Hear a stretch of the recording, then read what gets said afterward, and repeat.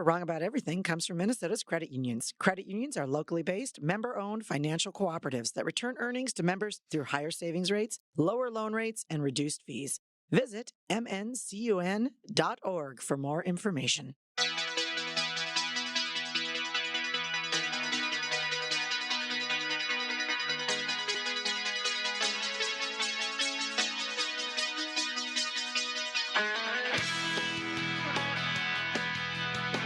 Hey, everybody. Welcome to another episode of the Wrong About Everything podcast. I am GOP strategist and Twin City Sugar, Brian McDaniel. I am Democratic strategist and the Puerto Rican heat, Javier Murillo. And I am Minneapolis cultural correspondent, Allison Nessie. And we are Wrong About Everything. Well, everybody, welcome to another horrific week in the state of Minnesota. But before we get into all of that, I want to welcome everybody to the Minnesota Credit Union Network Studios, deep within the recesses of MBC Studios in Northeast Minneapolis. We got our very capable and handsome producer, Gabe Noah, pushing the buttons for us, keeping us up on the air. And for that, we are very appreciative. Additionally, we are appreciative of our newest sponsor, the Minnesota Licensed Beverage Association. Since 1952, the Minnesota Licensed Beverage Association has been helping licensed beverage retailers in the state of Minnesota with information resources, educational programs, and government affairs services designed to promote and protect their business. All our member retailers understand that with the MLBA, they are not alone. And additionally, you won't be alone if you need the services of Bradshaw and Bryant. Their entire team of attorneys and staff is dedicated to providing the legal advice you need, combined with the service and personal attention you deserve. If you have questions about how they can assist you with a personal injury, wrongful death, or criminal defense matter, do not hesitate to contact them. Consultations are free. You can contact them at 800-770-7008 or at minnesotapersonalinjury.com. So everybody, it's just three of us this week. As we said last week, Amy Frederickson, her father passed away, and this week there was a visitation on Monday. Allison and I were at the funeral on Tuesday, and Amy is still attending to family duties. She's doing great. All things considered. So we continue to wish her and her family well as they enter this new chapter in the Hance. Her maiden name is Hance. The Hance family. So her maiden name is Hance. Hance. Yeah. A lot of people think that Coke is her maiden name. It is not. It was her married name. I knew Coke was not her maiden name, but I don't think I knew Hance, or I didn't remember. But it's too many last names. Too many last names. That's a lot. It's a lot of names. Now, here's something that's not going to be interesting to anybody but us. But Sam Sansevier, the original producer of the Wrong About Everything podcast, she married Amy's nephew. We had something to do with that. But so Sam Sansevier married Hawthorne Bjorbak. He has a weird name too. But what we have found out because of our relationship with everybody is that Sam Sansevier's mother, her maiden name was Hance. Wisconsin, no relation that anybody can find, but what are the odds of that? That's pretty. It's not like it's Johnson or Smith or Murillo or anyway. No. It's Hance. Never heard that name anywhere else, and now the two of them have merged. So yeah, I don't think you can put Murillo in the list of names like Johnson that are common. I was being polite. I would agree. Throwing you a bone here. There's one other Nessie at the Capitol, and we are not related at all. Everybody thinks we're married, and I would like our listeners to know Lucas Nessie, registered lobbyist, and I are not married. We're actually not related at all. We did do a 23andMe, and our families are from the same area of Norway, our ancestors. No relation. So yeah, I thought you were related to a different Nessie who like we negotiated against in the janitorial who represents the janitorial companies, and he's kind of a jackass. So no relation. My family are union members and farmers, so we would not. That would not have been. There is a DFL staffer whose last name is McDaniel, and she and I have never spoken. So we're not only not related, we are not even acquainted. So small town. We're going to get into everything that's going on here in Minnesota. I have friends, I'm sure this is something certainly not unique to me. I have friends all over the country who are calling me kind of saying, what the F is happening in Minnesota? And, half of them are believing, that Minnesota has turned into this hellscape, and half of them are believing that the media is overplaying it. And I don't know if this has been surprising to my DC friends and my California friends and a buddy of mine in New York and a buddy of mine in Michigan. I don't know if this has been a surprise to them, but it is not being overblown what is happening in Minnesota. And if Allison and Javier will indulge me a little bit of a Brian rant here, is that I understand what ICE is. I understand what ICE can do that is beneficial. I have researched and I have read up on some of the worst people that ICE has been able to find, arrest, the worst child abusers, the worst murderers. And for that, I am extraordinarily thankful. However, at what cost is this benefit happening to the state of Minnesota?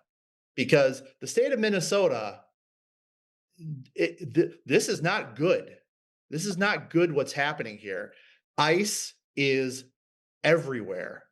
This is for anyone who's listening to this who thinks that ICE is going door to door in Minneapolis looking for criminals or people who are undocumented or just anybody that with a certain skin tone or last name. Yeah, guess what? That's happening. But guess where else it's happening? Almost everywhere. They are in Lakeville. They are everywhere. And it is disruptive.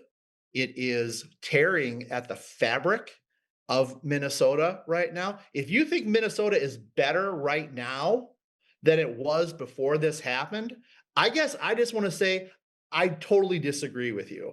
I am extraordinarily upset about what is going on here. There is a public benefit, but this is not how you do it. You do not go door to door just asking, where are the people of this or that, this race, that race, whatever it might be. That is not how this happens. And the political theater, the joy that I see in some of our DC friends who are just enjoying the chaos that they have brought to Minnesota, it's sickening. And this is so much beyond one incident. This is so much beyond one criminal. This is so much beyond one instance of fraud. This is right now, without risk of hyperbole, hopefully, this is tearing Minnesota apart. And if you will find people who will cheer what's going on, and good for them. But I don't think that they're understanding what the next step, and the next step will be. Because this has moved beyond criminals. This has moved beyond people who might have undocumented statuses.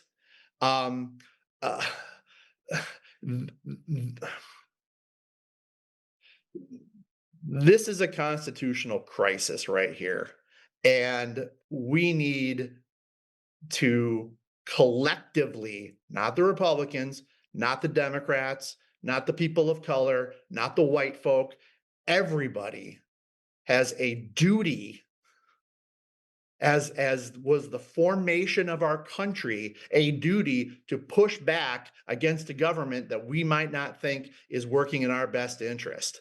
And I say this as somebody who understands the goal, but the methods are unacceptable. And I guess I'm lucky that I get several different outlets to say things like this. So I appreciate Javier and Allison allowing me to go on a little bit of a rant, but none of this is acceptable. So, world according to Brian. You know, I agree with a lot of what you said, but there's some finer points I'd put on some things. One, a country needs an immigration system. A country needs a customs system. A country needs orderly ways for those things to happen. What the country does not need is this particular branding and version of ICE. ICE is a new formation. It was created after, it's historically relatively new. It was created after 9/11.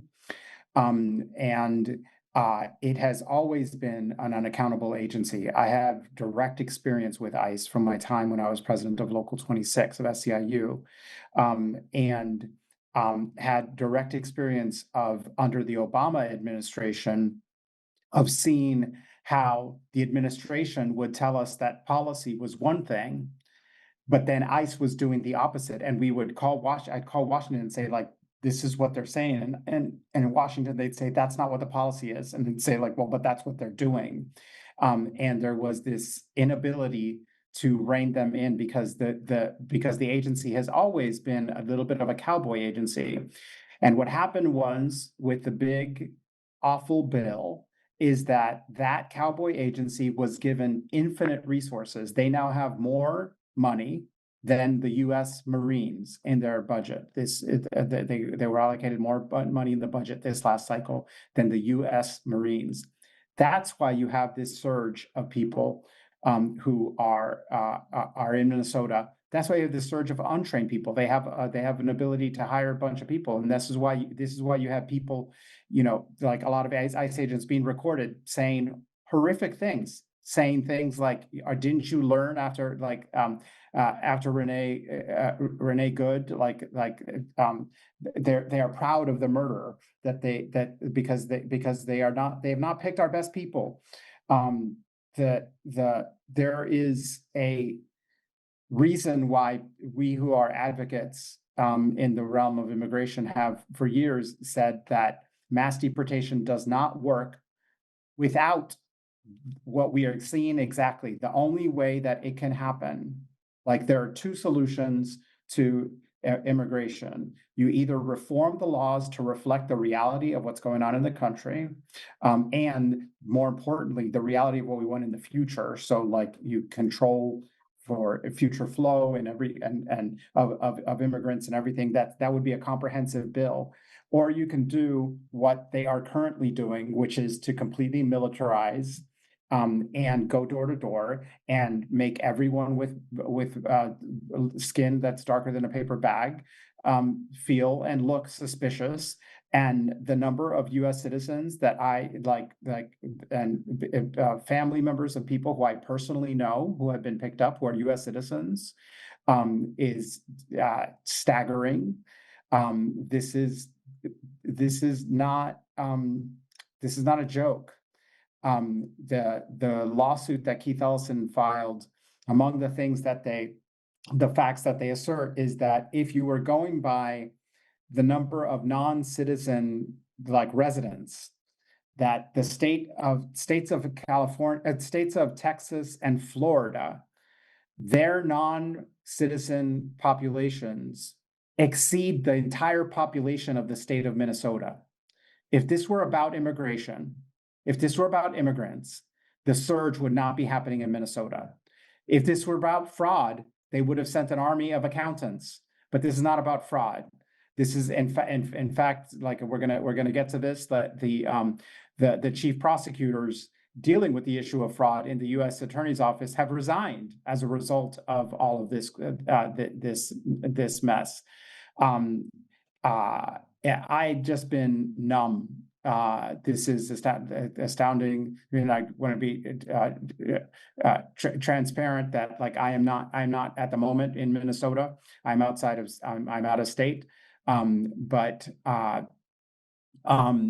am in constant communication with folks who I love, and with my neighbors, my friends, my colleagues, and everything Brian is saying is what everyone is saying. Life is disrupted top to bottom. Schools are disrupted. Schools are letting kids out early or closing altogether, or going on lockdown. Students are the Minneapolis public schools were going on lockdown yesterday because ICE was surrounding the schools. Like it's just it's absolute chaos. And there's no justification for it. Yeah, I mean, co-sign everything said, and kind of what we discussed last week, which was right after Renee Good's murder. So we didn't even know her name when we recorded last week. But it is absolutely abhorrent, and the absolute disregard of constitutional rights. When I lived in New York, it was at a time when the stop and frisk policy. So NYPD had a stop and frisk policy where that was eventually struck down as unconstitutional because it disproportionately was used on Black and brown people in neighborhoods where they were the majority, and so the disproportionate use saw that there was racial bias, so it was struck down as unconstitutional. And now we have federal agents. I don't want to call them law enforcement because that would be too much of a compliment. Federal agents literally just on the street heckling Black and brown people, asking them if they're citizens, sitting in Cedar Riverside in Minneapolis, harassing Somali women, saying, "Hey, baby girl, come over. Are you a citizen?" I mean, it is disgusting. The Wild West behavior of these agents, that is, it's a I'm lacking the words. I had a great rant all teed up, but my anger is taking away my ability to process things. But not only are they arresting or detaining people without warrants, they are using fake warrants that other ICE agents have signed, not a judge. Other agents, that's not a legal warrant. They're using warrantless surveillance tools that indiscriminately compile sensitive personal data. They're violating every data privacy act, both like at the state and federal level. So it is every single American who gives a damn about the articles of the Constitution, and all these, I'm sorry, right-wing conservatives who carry around their cute little pocket constitutions for years and don't tread on me. Like, this is your moment. This is your opportunity. Yep. The government is treading on you. And Yep. Look up the Fourth Amendment. Yeah, and the 10th and the first. Like, it's mind-boggling.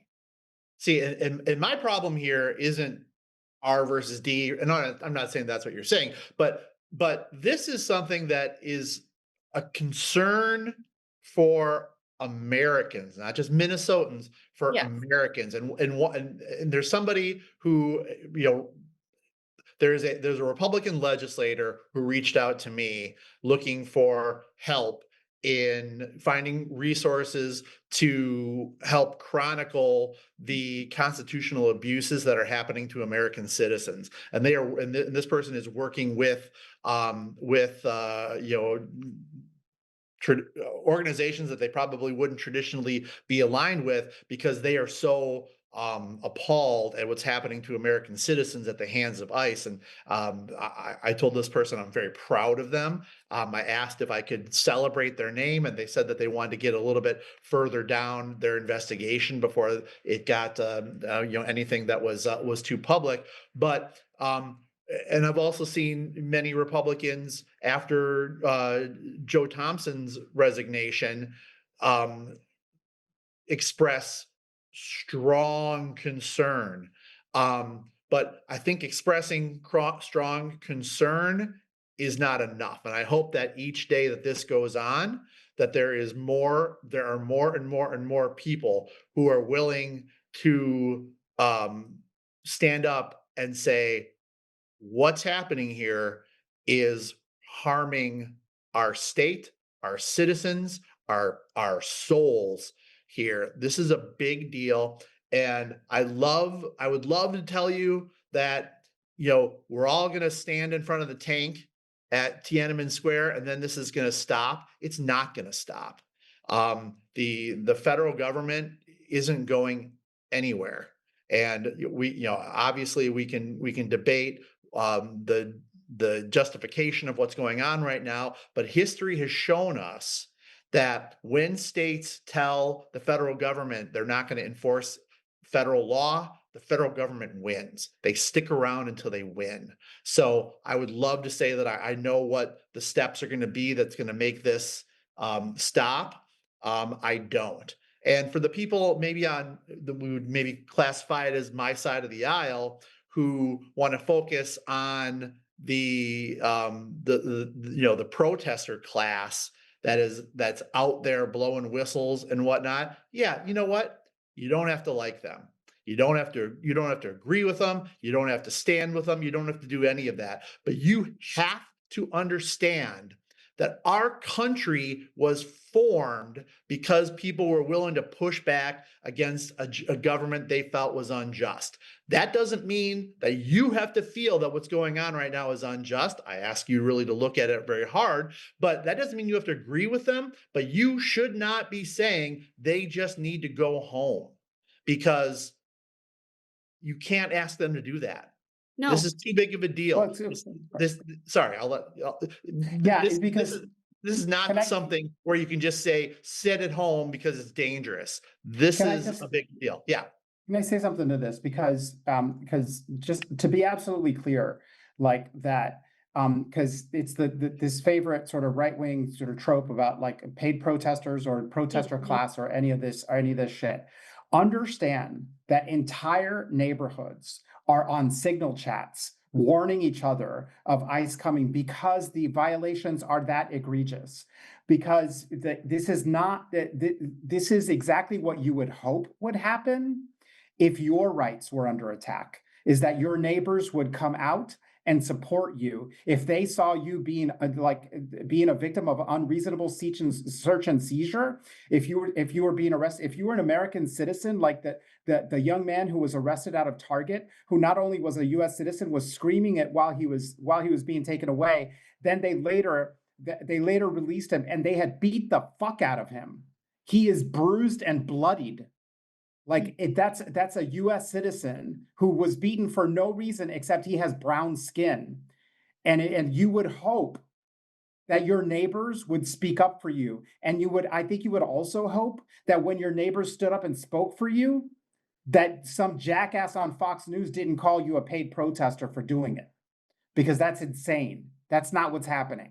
Stop. I got in a pretty heated argument today with somebody who was so focused on the protesters and what they're doing and putting themselves in harm's way. I'm like, respond to why they're showing up. Why are they there in the first place? Let's talk about what's happening, not what the response is. And everybody has the freedom to be annoying, sir. Sorry. Right. Or what you. Well, I mean, the alternative is for everyone to just sit back and just let these horrible violations happen, because what you're contending is that that's the reason why they are taking U.S. citizens. That's not the freaking reason they're taking U.S. citizens. They're taking U.S. citizens because they are untrained, because they are completely lawless, and they are violating the Constitution day in and day out, like all day long. And people are standing up, as you would expect patriots to do, to defend the Constitution. Yep. Well, I was out with a Republican elected official and a DFL elected official. This would have been within the last week. I was out with both of them, and I kind of sat a little bit fly on the wall and listened to them come at this from two very, very, very opposite political positions. And while tactics were different, the concern was the same. And if your argument is don't protest because you're going to get hurt, what does that tell you? Exactly. What does that tell you about what's going on? Let's talk Uh, about why we're protesting and because why you're potentially getting hurt and who's hurting you. It's your I'm government. because Allison and Javier do not have the same opinion as I do about what happened with the exact same opinion as what happened with the ICE agent and the murder of Renee Good. Not exactly, but what's going on here? This doesn't need to be like this. Not at all. I want the fraud rooted out and investigated. I want the worst of the worst rounded up before they can hurt someone again. Everybody does. This is not worth it. World according to Brian. This is not worth it. How we're doing this. My favorite viral video is if it was about if it was about taxes, why are they using your tax information to find you? If it was about work, why are they going to your workplace to find you? If it was about, race, then why every single argument that's made no, it's truly just about getting black and brown people sequestered and deported. They are sending they are detaining US citizens and sending them to Florida and Texas without due process, let alone non-citizens too, who also have the right to due process as well. But this is absolutely indefensible. Let's talk about Yeah. Joe Thompson or Javier. Were you about to say something? No. Yeah, let's move on. That's fine. Yeah. Okay. So the one of the most prominent figures in Minnesota talking about what has been happening with the fraud has been the assistant U.S. attorney Joe Thompson. Joe Thompson has been so front and center on trying to identify, investigate the millions and millions and billions potential of fraud in Minnesota, that Tim Walz went on an unhinged rant about him, about how he should be fired, about how what he's saying is defamation. And I think that the governor could not have been more off base on that. But Mr. Thompson and several of his colleagues have resigned in the middle of what is the biggest opportunity, prosecution, whatever you want to call it, of his career. They have stepped down because of the DOJ's unwillingness to fully investigate the Renee Good shooting, and the DOJ's insistence that resources be used to investigate Good's wife. And these are not super lefty people that they're dealing with here. These are people who want to try to get justice, and they think that there's a proper way to do it. And what they're being asked to do is so abhorrent to them that they were willing to stand up and quit. And so now this very same people that have been criticizing Thompson, I think a little disingenuously, are now praising him. But I do think that he and his colleagues deserve some praise for standing up for what they believe in. And more people need to be doing that.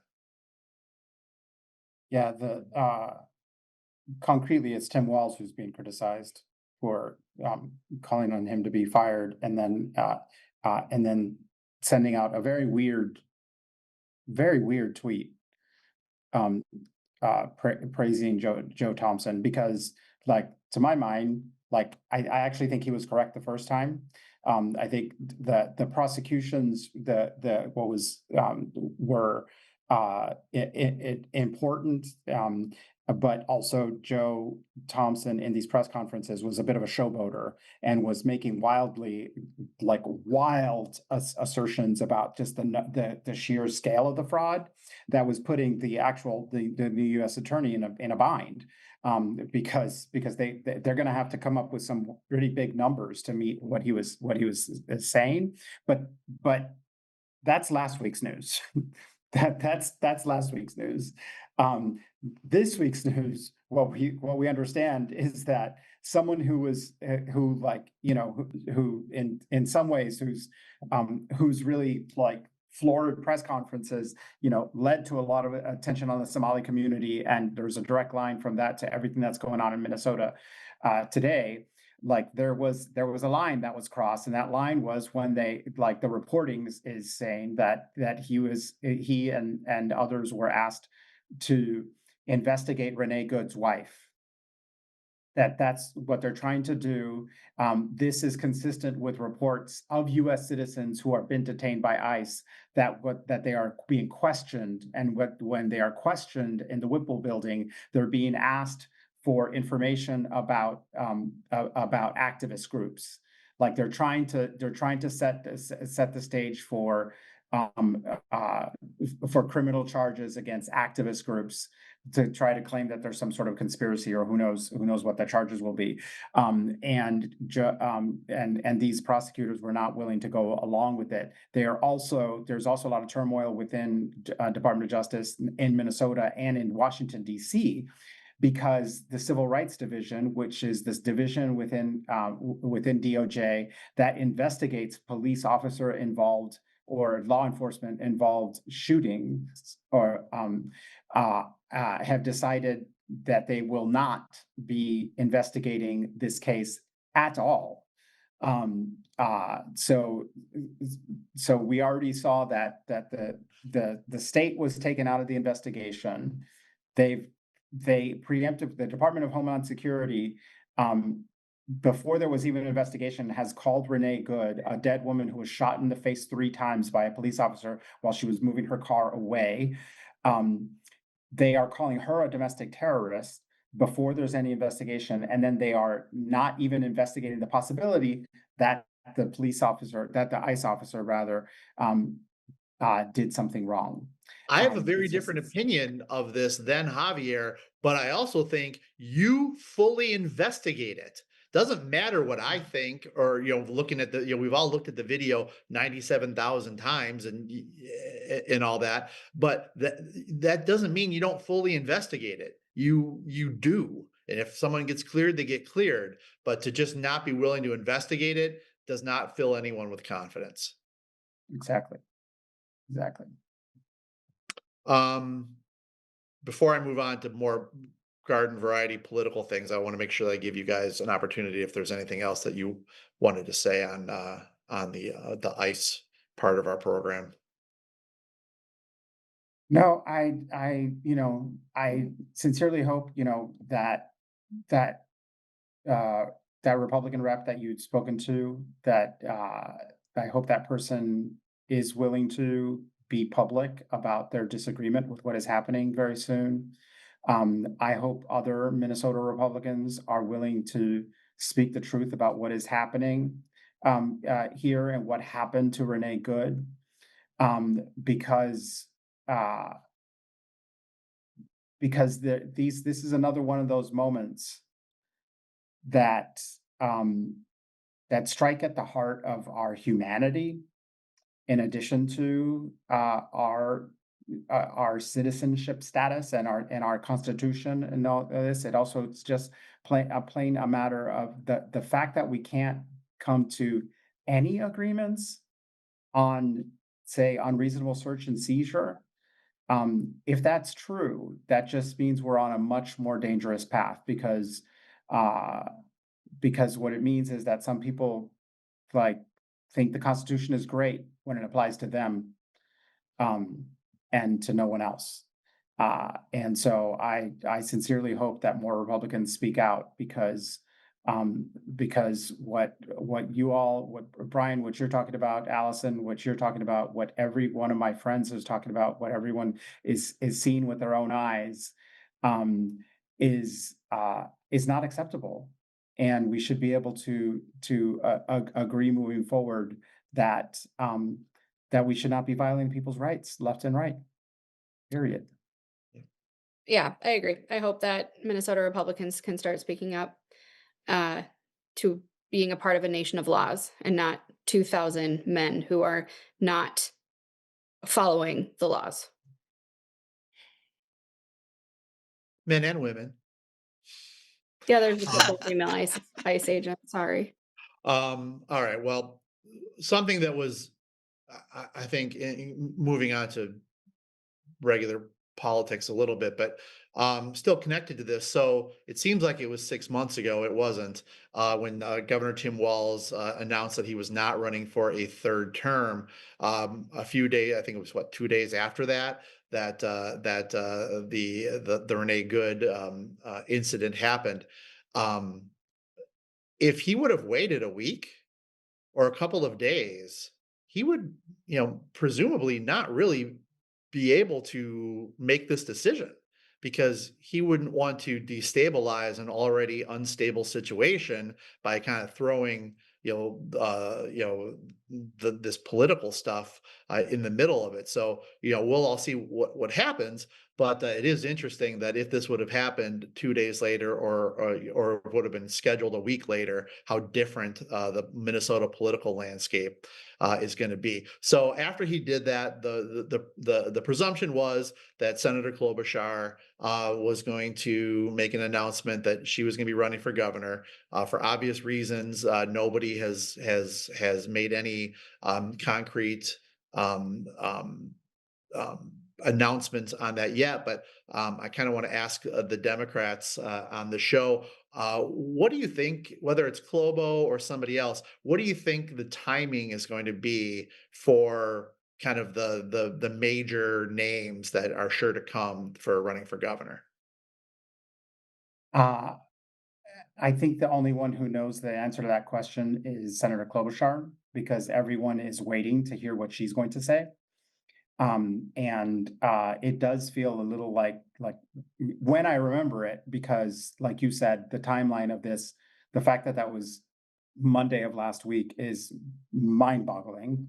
Like it feels like lifetimes away.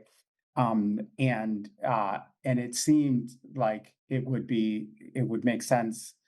It would have made sense like for Senator Klobuchar to immediately, say like, and she did say immediately that she's thinking about it, and people don't, think about it, uh, like without, uh, people don't really think about these things. If they say they're thinking about it, they're going to do it. They're going to She was do thinking about it last summer. I keep telling people precinct caucuses are February 3rd. So she needs, and to avoid the nausea that folks had over Kamala becoming the presumed nominee without going through the party process. There's still time, but every day it gets closer to going through the process from day one. Yes. Yeah. Like caucuses are in 2 weeks, 3 weeks. However far February 3rd is from today.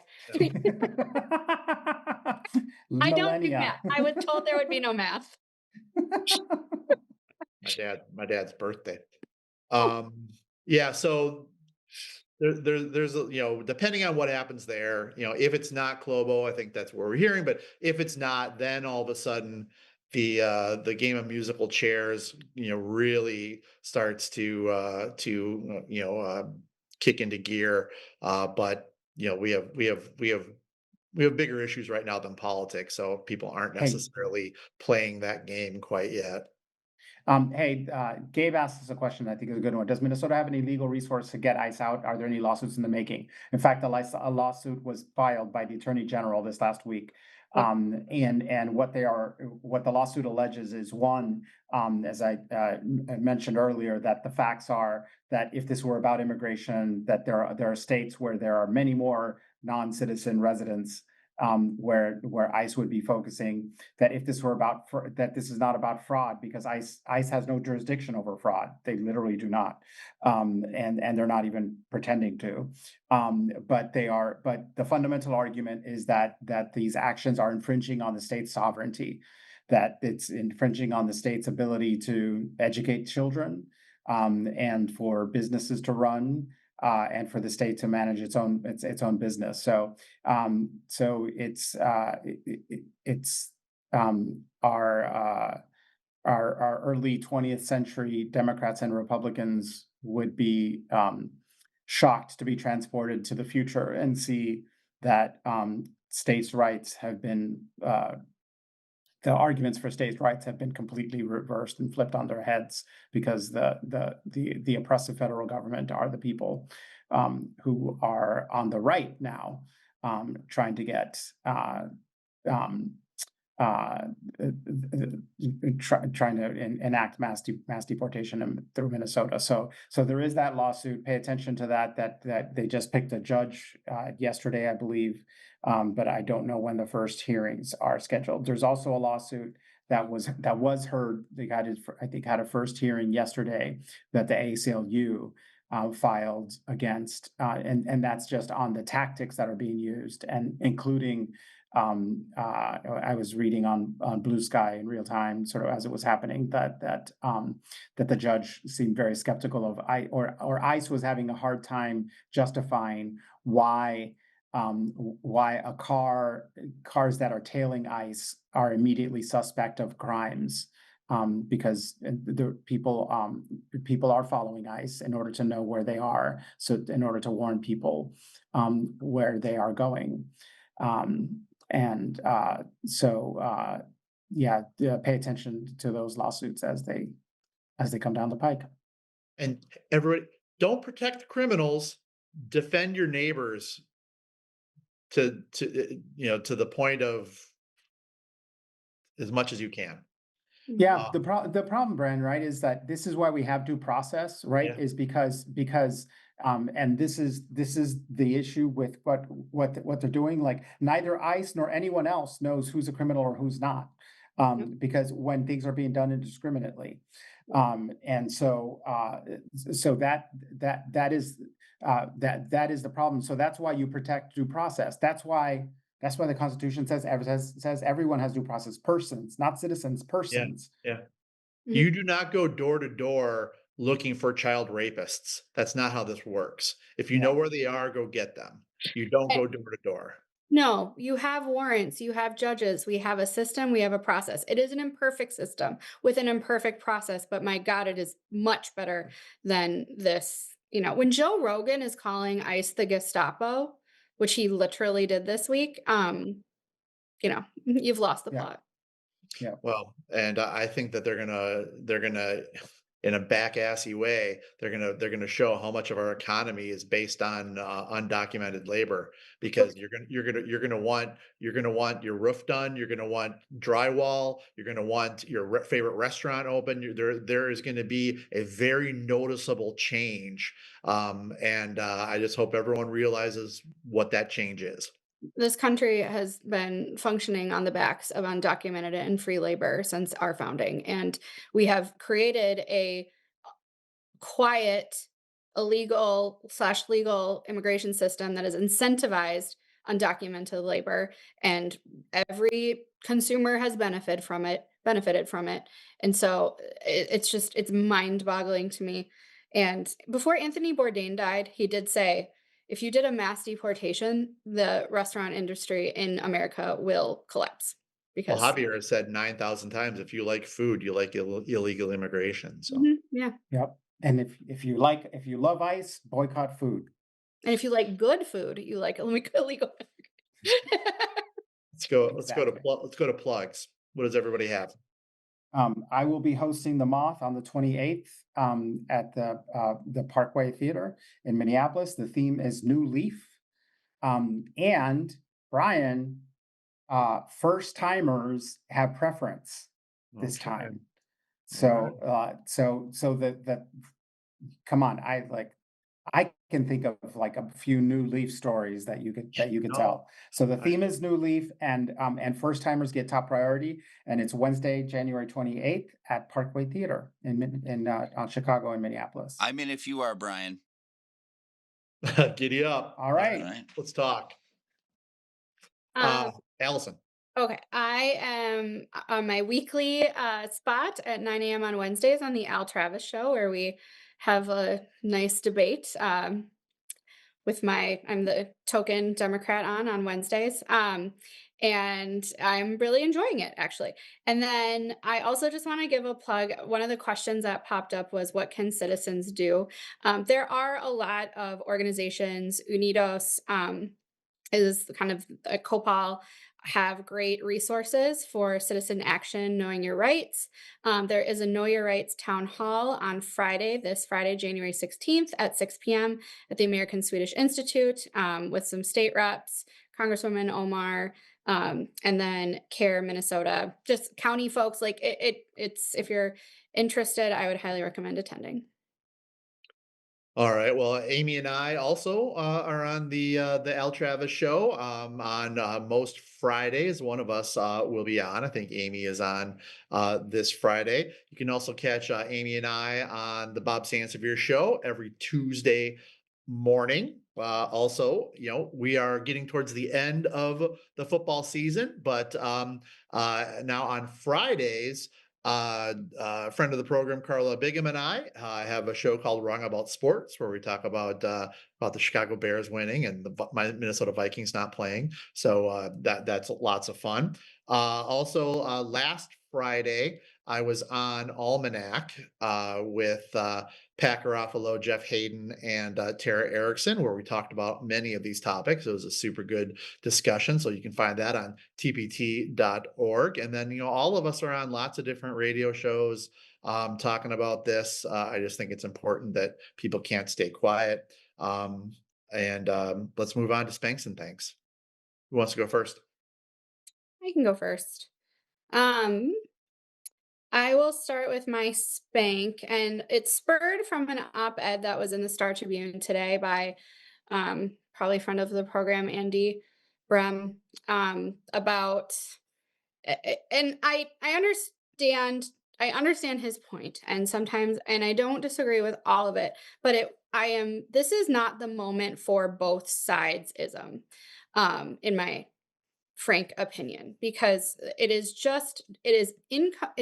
it's not comparable to criticize cities who as being challenges to immigration reform because they're sanctuary cities or have separation ordinances in place is just a separation ordinance is just declaring that a local unit of government, local public police officers will not do the work of the federal government. They do not have the resources, bandwidth, or capacity to do immigration enforcement. It's outside our jurisdiction. It's outside the capacity. We have real problems to work with, and ICE and immigration enforcement is just eating at the bandwidth of actual public safety work. And I do not like that folks are trying to maybe dispel the severity of what's going on by saying, well, Democrats, you're so opposed to common sense immigration reform. If you could just get that together, then this wouldn't happen. And that is just absolutely wrong. It has been wrong at the bipartisan efforts at the federal level. And I'm spanking that thought line that this is somehow both sidesism, because it is not. This is an attack by the federal government utilizing unconstitutional practices. So your opinions maybe, but this is not an opinion moment. My thank is to the organized gangs of wine moms. A Fox News pundit yesterday said, what we're seeing across the country is an organized gangs of wine moms using Antifa tactics to harass and impede ICE agents. It's not civil disobedience. It isn't even protest. It's just crime.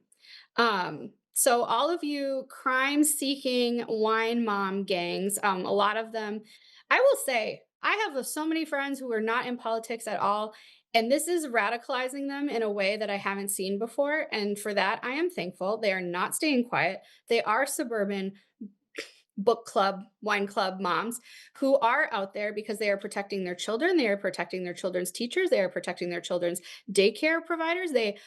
Because but I want to thank the suburban moms who have sat on the sidelines for a lot, but they are not sitting for this. And if they are going to be using Antifa, anti-fascist tactics, go for it. That's my think. Javier?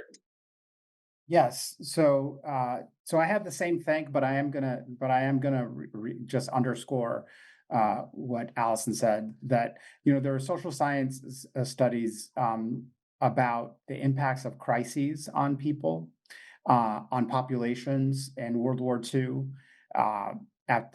During the bombing of London, self-reported cases of depression and anxiety went down, and social scientists looked into, like, this seems to not make sense. And part of what happens is that in moments of crisis, communities come together, and people depend on each other and start communicating across lines in ways that they hadn't before. In Puerto Rico, after Hurricane Maria, there was graffiti on the wall that next to my friend Ileana's house that said, "Detrás de los árboles habían vecinos." Behind the trees, there were neighbors, meaning that when the trees all came down because of the hurricane, that was what caused us to finally talk to neighbor to neighbor.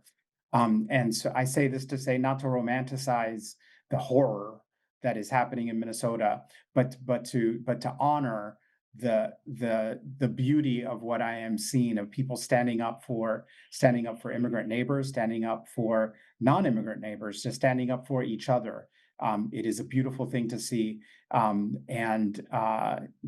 People can slander them all they want, but it is what the country should be about, what any country should be about, standing together side by side. And so that is my thank. My spank is for the President of the United States, and this was 2 weeks ago. You guys probably talked about it last week, but I wasn't on. And this merits spanking over and over again until there is an apology. But and not from the president, because of course he doesn't do apologies, but he was spreading the conspiracy theories about Melissa Hortman's assassination. Melissa Hortman was assassinated at the hands of a pro-Trump MAGA person, period. End of story. We know this already. That we know this. He was caught. There was a big manhunt. He was caught. Last Wednesday, during in a hearing that happened in Congress that got very little attention because it was the same day that Renee Good was murdered. There were Minnesota Republicans from the legislature were testifying before Congress, and there was an exchange where Representative Congresswoman Ansari asked, can you raise your hand if you think it's appropriate for Trump to link Governor Walz to the killing of the Hortmans? And Representative Kristen Robbins, who is, I think, hereby disqualified from being from running for governor, because if you can't bring yourself to say that no, Tim Walz had nothing to do with the assassination of Melissa Hortman, then you are disqualified from office. Instead, what she said was the killer in his vehicle had evidence saying he thought Tim Walz was ordering him to do it. I know the facts will come out. Representative Robbins, are you that scared of Donald Trump? Are you that scared of Donald Trump that you can't bring yourself to disagree with him when your fucking colleague was assassinated? And it's not a mystery how it happened or to whom it happened or who did it. We know these things already. It is so incredibly shameful and disgusting. And Representative Kristen Robbins, you should be embarrassed, you should be ashamed, and you should apologize. You are spanked. Okay, so my spank is going to be a little bit, people are focused on other stuff. I get it. They should be in Minnesota, but I don't know that the national media is paying nearly enough attention to what's happening in Iran right now. Right now, there is the next Iranian revolution is happening. The people are standing up. They are pushing back against an evil theocratic government. It's exciting. But there have been credible reports of more than 10,000 protesters detained, more than 6,000 killed. I've heard that number actually even way higher than that. And this is something that is going to, one way or the other, reshape global politics, and it just needs our attention. And so I recommend that everybody, if you need a break, look this up, look into it. It's there's a not social media, but there's an internet block on Iran. But the word is, of course, getting out what's happening, and I think it is exciting. And then my thank, because Javier just lives just kind of a sheltered life, and he relies on me for many parts of his education. And a lot of times it involves sports ball. And so I just want to make sure that Javier knows that on Sunday, the Chicago Bears defeated the Green Bay Packers in the playoffs of the NFL playoffs in spectacular, miraculous, unbelievable fashion.